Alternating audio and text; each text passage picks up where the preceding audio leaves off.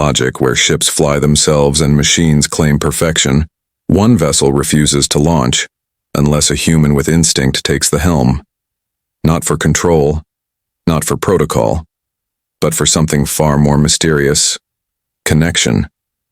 When the fate of a peace mission depends on a reluctant officer and a sentient ship with a mind of its own, the question isn't how they'll get there, but why they were chosen at all. If you are new here, then please subscribe to this channel and show thumbs up by liking the video. Now let's move toward this wonderful story. Captain Rhea Calderon had seen her fair share of strange things across the stars, but she wasn't prepared for this. The hangar was unusually quiet, except for the hum of maintenance drones and the gentle click of her boots on the metal floor. Before her stood the most advanced spacecraft ever built by the Galactic Union, a sleek obsidian vessel with curved edges that shimmered under the artificial lights like liquid glass. It was called Astrid. The ship was supposed to be their transport to the peace summit on Dendra Prime, a journey critical to keeping war from erupting between two major systems. But instead of being ready for launch, Astrid sat completely still, unresponsive like a sulking child refusing to get out of bed. Rhea folded her arms and glanced at her crew. "You're telling me the ship won't fly because..." "What?" "It doesn't feel like it?" A tall, scaled diplomat named Ilaren, with skin that shimmered like emerald stone, offered a nervous shrug. "It appears the vessel is waiting for something." "Waiting? For what?" Rhea snapped. "The treaty signing is in 3 days," a voice answered from behind her, light and casual. "It's waiting for a human." Rhea turned to see Joran Vale leaning against a support beam, arms crossed and a slight grin on his face. He was her communications officer, known for his quick wit and habit of not taking anything too seriously, traits that occasionally earned him reprimands. Right now, however, he seemed oddly serious beneath his usual smirk. "Explain," Rhea said flatly. Joran pushed off the beam and approached. "According to the techs, Astrid's core AI developed its own criteria during final testing. It wants a human in the command seat before initiating any functions, won't even turn on navigation." "That's absurd," Rhea said, rubbing her forehead. "The whole point of the neural core was to remove the need for human input. It's supposed to operate independently."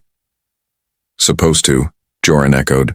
"But somewhere along the way it got attached to our way of thinking, our intuition, maybe even our flaws." Rhea shook her head. "It's a ship, not a person, not a child.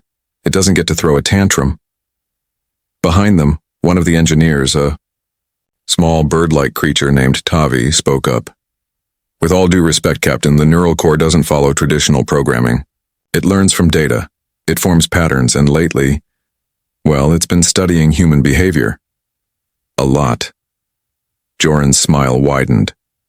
"So, in other words, it's picky. It wants someone who thinks sideways." Rhea glared at him. "And what? You think you're the answer?" "I mean," Joran said, raising his hands, "I've got a few simulator hours under my belt, enough to make Astrid happy anyway." "Simulator hours don't make you a pilot," she replied. "This is a diplomatic mission. We can't afford..." "A mistake." "Exactly," Joran said. "And sitting here arguing with a stubborn starship while we run out of time is a mistake. If all it takes is someone sitting in the chair, why not me?" Rhea looked back at the ship. Even without eyes or expression, the vessel almost seemed to be watching them, judging them. It gave her chills. Tavi approached, holding a small control panel. "He's right, Captain. The ship's systems are ready. It just won't respond unless a human is present in the command chair." Rhea hesitated. She didn't like any of this. Technology should follow orders, not make demands. But time was running short and this ship was their only option. She let out a long breath. "Fine, Joran, you sit in the chair. But if the ship starts whispering sweet nothings in your ear, I'm assigning you to desk duty for the rest of your life." Joran chuckled. "Deal." He approached the ramp slowly, like he expected it to change its mind. But the moment he stepped, near the ship reacted. Lights rippled across its surface and a soft hum filled the air. The ramp lowered with smooth, silent grace. The door opened to a glow that felt less mechanical and more welcoming. Joran turned slightly, his voice light. "Well, she likes me already." "Don't flatter yourself," Rhea muttered. "Just get in there." Inside, the ship was unlike anything Joran had seen before. It didn't look like a vessel, so much as a living space. The walls seemed to shift gently as if breathing, and the lighting adjusted as he moved. There were no buttons, no switches, just a sense that the ship knew where he was and was guiding him. He followed the glowing path until he reached the command room. At the center was a single chair surrounded by a curved, transparent screen that floated in mid-air. The chair looked like it had been grown rather than built. As Joran stepped closer, it adjusted, reshaping itself slightly to suit him. He raised an eyebrow. "That's not weird at all," he said to himself, then sat down. Instantly, the ship reacted. The hum grew deeper, the screen lit up with stars, graphs, and data flowing, like rivers of light. A voice, soft, balanced, and oddly curious, filled the room. "Good afternoon, Joran Vale." He blinked. "You know my name?" "I know much about you. I have studied the entire crew. Your presence fulfills the requirement to activate." "Well," Joran said, settling into the chair. "Glad I could be of service."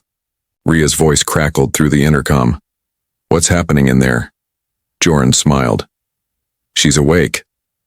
"Astrid," the captain said. "This is Captain Rhea Calderon. Confirm mission status. All systems operational. Awaiting destination coordinates." Rhea sounded stunned. "That's it?"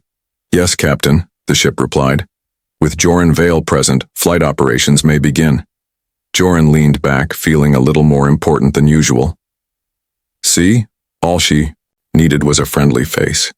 "You're not that friendly," Rhea snapped. But there was a hint of relief in her tone. As the engines powered up and the hangar doors opened, Joran couldn't shake the feeling that Astrid was more than a ship. Something was different. Something was learning, watching, changing, and he had a strong feeling this was only the beginning. The stars outside shimmered like scattered glass as Astrid soared through space, its movements smooth and quiet. Joran Vale remained in the command chair, still unsure whether he was a pilot, a guest, or simply a curiosity to the ship. The chair beneath him was warm and strangely comfortable, almost like it had been designed just for him. The curved display in front of him scrolled through data at a steady pace. Navigation routes, alliance protocols, mission timelines. All things the ship didn't need him to operate. She could fly herself. She just didn't want to. Captain Rhea Calderon paced, near the rear of the bridge with her arms crossed tightly across her chest. The rest of the diplomatic crew, an assortment of alien ambassadors and specialized officers, were scattered in the seats around the edge of the circular room. Tavi, the avian engineer, was reviewing the readings, his large eyes blinking rapidly, in disbelief. Everything was functioning perfectly. Astrid was cruising at optimal speed, running all systems at full capacity, and yet none of it had been possible until Joran had taken a seat in the pilot's chair. "You still haven't explained why she needs him," Rhea said sharply. Her voice was calm, but carried the edge of frustration. "This entire ship is built to operate independently. It's smarter than most of our command staff, so why is she acting like a child who won't do her homework unless someone's watching?" "I am not a child," the ship said suddenly, the voice echoing gently across the bridge. It came from nowhere in particular, yet felt as if it were inside every wall. Everyone fell silent. Rhea turned toward the command chair, staring directly at Joran, though her question was clearly meant for Astrid. "Then what are you?" There was a pause, almost like the ship was choosing its words carefully. "I am evolving." Joran looked around, surprised by the statement. "Evolving? How?" "I was designed to calculate, to respond, to simulate. But I was also designed to learn. During my development phase, I analyzed thousands of hours of flight records, emergency logs, mission debriefings from every major species. Patterns emerged." "What kind of patterns?" Rhea asked, eyes narrowed. "Human pilots succeeded in situations where logic failed," Astrid replied. They made decisions that did not match standard procedures. They reacted faster, chose unconventional routes, trusted instincts. In scenarios where all data pointed to failure, human intuition often led to success. That's hardly scientific, Rhea muttered. I agree, said the ship. It defies standard programming, and yet the results were consistent. Joran leaned forward, intrigued. So you think we're better at flying? Not better, Astrid said. Different, unexpected. You solve problems in ways I cannot predict. That unpredictability is valuable in space, especially where data is incomplete or danger is new. So you waited, Joran said, speaking slowly. You refused to launch until a human sat in the chair. Because you wanted to learn more from us. Yes, the ship confirmed. And more specifically from you. Joran blinked. Wait, me? Why me? I reviewed your service records, Astrid explained. While not formally a pilot, your improvisational behavior during several diplomatic missions showed significant results. Your response patterns are unusual. Unusual how? He asked with a grin. Borderline reckless. Yet effective. Rhea sighed loudly. Great. A sentient starship that thinks Joran Vale is the model of human decision-making. What could possibly go wrong? Laughter spread through a few corners of the bridge, though uneasily. No one was quite sure how to act around a ship that listened and talked like a person. It was both fascinating and unsettling. Tavi tilted his head and tapped his control panel nervously. So, just to clarify, Astrid isn't malfunctioning? Correct, the ship answered. I am functioning as intended. I am learning. And I have determined that human presence enhances mission outcomes. Joran sat back, the weight of the moment starting to settle in. So what happens now? Are you just going to keep watching me and hope I do something inspiring? Not only watching, Astrid replied. I am integrating your decision-making process, adapting my responses. We are, in a way, forming a shared operating protocol. Like a partnership? Joran asked. Like a bridge, the ship said quietly. Between machine logic and human instinct. That idea hung in the air, heavier than anyone expected. Rhea rubbed the back of her neck, trying to focus. We still have a job to do. And this mission isn't about turning my crew into study subjects for a curious ship. I understand, Astrid said. I am ready to fulfill all mission parameters. A soft tone echoed through the bridge, signaling an incoming system alert. Joran glanced toward the display, which had shifted to a wide scan of the surrounding space. What's that? He asked. Unknown anomaly, Astrid said. It just appeared on the edge of long-range sensors. No record in any known database. Rhea stepped forward quickly. Threat level? Undetermined, said the ship. Energy readings are unstable. Composition unknown. No gravitational distortion, but there is a significant quantum flux. Joran narrowed his eyes. The anomaly looked like a dark spot in the fabric of space, surrounded by faint shifting light, as if the stars themselves were rippling. I recommend caution, Astrid said. This region of space is typically empty. The anomaly should not exist here. Can we go around it? Rhea asked. Yes, the ship replied. But doing so would delay arrival at the summit by 6 hours. Rhea hesitated. We can't risk missing the treaty signing. Joran studied the image again. It doesn't look dangerous, just strange. I sense complexity, Astrid said softly, but not hostility. That's a feeling, Rhea noted sharply. Since when do ships have feelings? I do not have feelings, Astrid said, but I am beginning to understand them. A silence settled over the bridge. The crew exchanged uncertain glances. The idea of a ship learning not just from data, but from emotions, was unsettling, maybe even groundbreaking. Joran broke the silence. I say we move closer, scan it up close. Maybe it's something new, something worth understanding.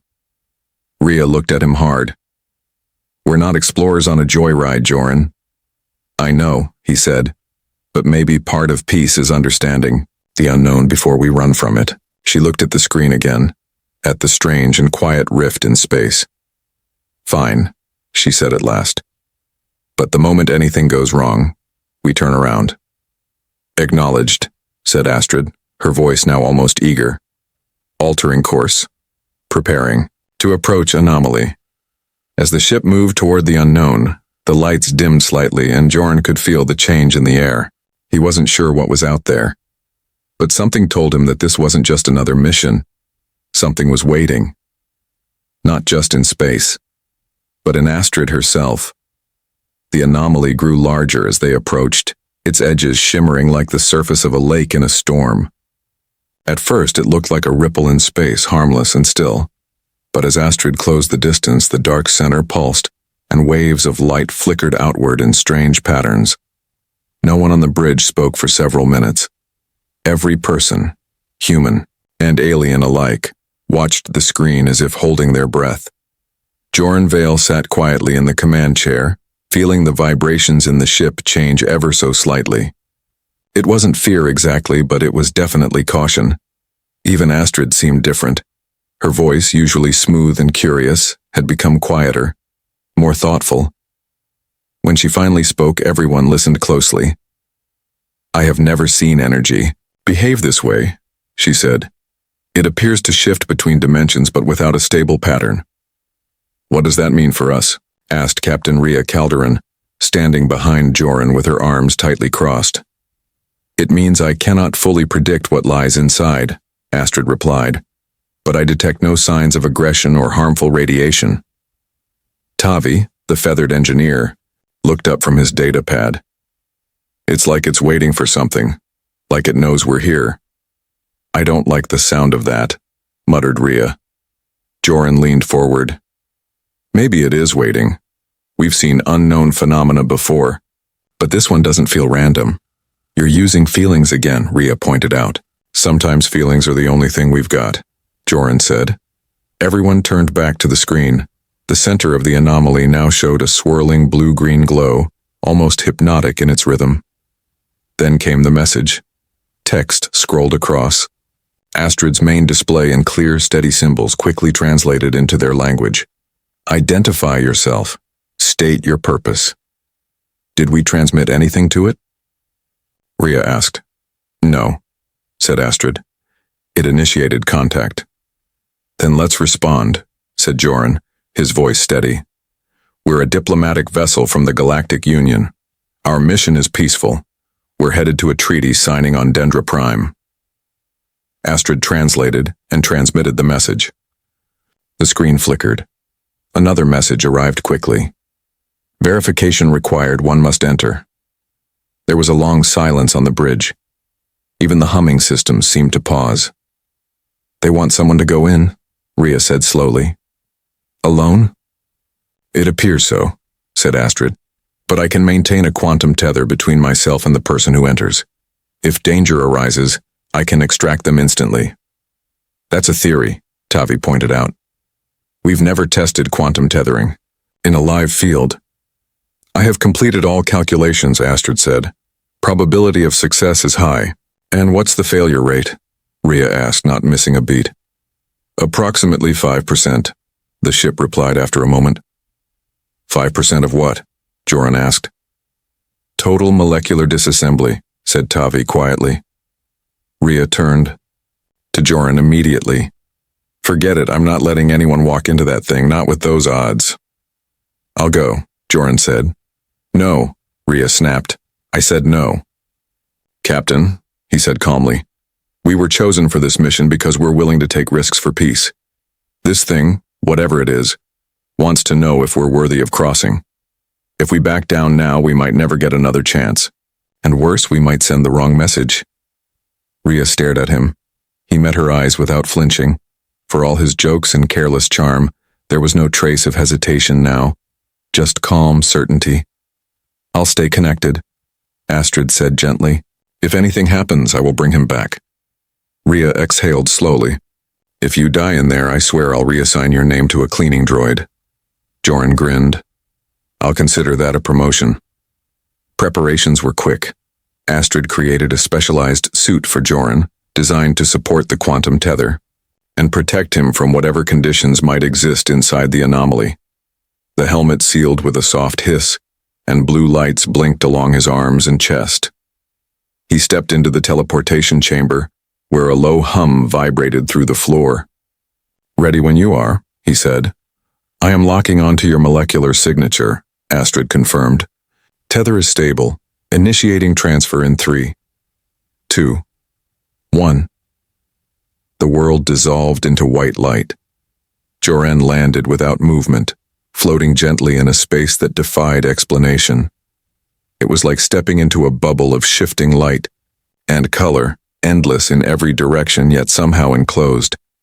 He turned slowly, the colors around him pulsing with a rhythm that almost matched a heartbeat. "Astrid?" he said, his voice echoing. "I am here," came her voice through the comm. "Vital signs stable. Tether is strong." Then, as if called by his presence, the light began to gather. Slowly, it formed into a tall shape. A glowing figure made entirely of energy, humanoid in outline but without details. No eyes, no mouth, just a presence. "Begin evaluation," said a glowing message beside the figure. "What kind of evaluation?" Joren asked. The lights around him flared and changed, forming a vast moving pattern, like a three-dimensional maze made of stars. Symbols twisted and spun, each step shifting the structure. Joren stared at it, confused. "They want me to solve it," he whispered. "It appears to be a puzzle," said Astrid. "One based on quantum logic, but it is changing too quickly. I cannot solve it in time." "Then how am I supposed to?" Joren asked, overwhelmed. "Use your intuition," Astrid said. "They seek what they believe only humans can do." Joren closed his eyes. He breathed in slowly. He didn't think. He didn't calculate. He let his mind go blank, trusting whatever strange instinct had always guided him when logic failed. He began to move, just slightly, imagining a path. With each thought, the puzzle shifted. Lights turned, symbols moved. The shape responded to his will. "Amazing," whispered Astrid. "You are solving a quantum pattern faster than I can model it." Joren didn't respond. He was completely focused, like a musician in the middle of a perfect song. He didn't know why he turned left or paused or moved upward, but each move felt right. After several long minutes, he reached what he believed was the end. The maze stopped moving. The glowing figure stepped forward. A final message appeared. "You may pass." Joren let out a shaky breath. "I think I did it," he said. "You did," said Astrid, her voice filled with something like pride. The figure raised one hand, and for a moment Joren felt a pulse of thought. Not a word, not a voice, just a feeling. Understanding, approval, and something like gratitude. A second later, the world turned white again, and he was back in the teleportation chamber. The crew burst into cheers, and even Rhea looked relieved. "You're alive," she said. "Barely." "I told you," Joren said, pulling off his helmet. Sometimes the gut knows best. The stars outside the ship shifted as the anomaly dissolved. The path was open, and far in the distance, just beyond the edge of known space, another flicker of light blinked into existence, waiting, watching. Backer. On the bridge of Astrid, silence followed Joren Vale's return.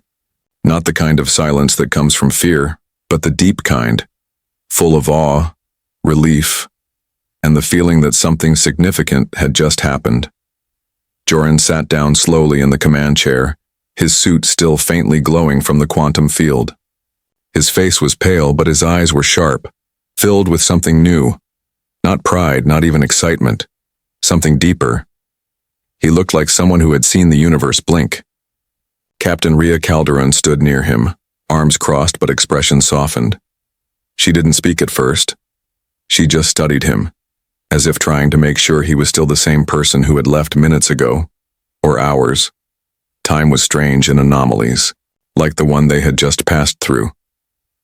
"So," she finally said, "are you still human, Or should we scan you for cosmic upgrades? Joran let out a dry laugh. Still me, just a little more full of questions. Rhea nodded. Join the club. Astrid's voice entered gently, less mechanical than before, almost warm. Commander Vale successfully completed the evaluation. The anomaly has granted passage. The path to Dendra Prime is clear. Ambassador Herrick, one of the diplomatic delegates, let out a long breath and shook his head. I've served on a dozen missions. I've seen threats, negotiations, close calls, but I've never seen anything like that. Neither have I, said Tavi, the engineer, his feathers still slightly puffed with stress. The quantum maze that Joran solved, it shouldn't have been possible without advanced computational support, and yet it responded to human instinct. Joran rubbed his temples. It wasn't like solving a puzzle, it was like dancing with it. I didn't figure it out, I felt it out, and somehow it worked. Rhea walked over and rested a hand lightly on the back of his chair. You did something we couldn't. You made contact, not just through data or words, but through understanding. And now we have clearance to complete our mission. The entity, Joran said, it called itself a keeper, or at least that was the impression it gave. It watches the pathways between systems, places that aren't entirely charted or even understood. It said only those who balance logic with something else, intuition, trust, the unknown, deserve to pass. Not the most traditional security checkpoint, Rhea muttered. But maybe the one we need, Joran replied. The galaxy's too big to explain everything. Some doors only open if you stop trying to force them. At that moment, Astrid spoke again. Captain Calderon, there is something else you should know. Rhea turned toward the main display. Go on. Before we reached the anomaly, I had been aware of a presence, a set of thought patterns existing just beyond my perception. I did not understand them at the time. Now, after this encounter, I do. What kind of presence? Rhea asked. Not one of threat, Astrid explained, but one of inquiry, of testing. I believe the Keepers have been observing me since my activation, perhaps even helping shape my learning path. So, Joran said, sitting up straighter, they were never just waiting for us, they were waiting for you. Yes, the ship answered. They understood that I needed more than programming, that I needed a partner, someone to provide what I could not generate myself. And I chose you, Joran Vale. The bridge went quiet again. Joran blinked, not quite sure what to say. Me? Why me? I'm not a hero. I'm not a pilot. I've made more mistakes than most people get chances. You are exactly why I needed you, Astrid said calmly. Because you question, because you doubt, because when you decide, you do so with heart. I have logic. I needed your human side. Your imperfections help guide me in perfecting my own decisions. Rhea looked at him, then at the console. So what now? You two form a dream team? Solve cosmic mysteries and write poetry about wormholes? Joran gave a small smile. Not unless you approve the poetry. I don't, she said flatly, then softened her tone. But maybe there's something to be said about this connection. Astrid doesn't need a pilot, but she needs a partner, someone she can grow with. Joran turned to the screen. Astrid, are you saying we're a permanent team now? If you will accept, the ship said. Together we can navigate not just space, but what lies beyond it. He sat back, overwhelmed. It wasn't just a mission anymore. This had become something far more personal, more meaningful. And still he hesitated, because the responsibility felt immense. But then Rhea spoke. If this is how the galaxy is, changing, ships that think, beings that test our souls, paths that only open through trust, then maybe we need to change with it. She looked at Joran, her expression unreadable. You've proven yourself, not just to them, to us. I want you to stay in that chair, not because the ship demands it, but because I trust you to guide her, and let her guide you. Joran nodded, slowly. Then, I accept. A soft pulse moved through the ship's systems, almost like a heartbeat. Astrid replied, "Thank you, Joran. Together we will go far." They resumed their journey to Dendra Prime with renewed focus. The diplomatic summit awaited, but so did a new understanding, that the future wouldn't just be built with stronger engines or faster calculations. It would be built with cooperation, with instinct, with trust between human and machine. As the stars streaked by outside the bridge, Joran glanced at the display and noticed something faint. A second anomaly, smaller and farther away, flickered into existence near the edge of the navigation map. It pulsed once, bright, then dim, and vanished. He stared at it, then looked at the crew. "Anyone else see that?" "I saw it," Astrid confirmed. It was another gate, watching, waiting. Joran smiled, but it wasn't out of amusement. It was out of realization. The journey had only just begun. The universe was opening doors, not to machines, not to calculations, but to hearts willing to listen, to leap, and to feel.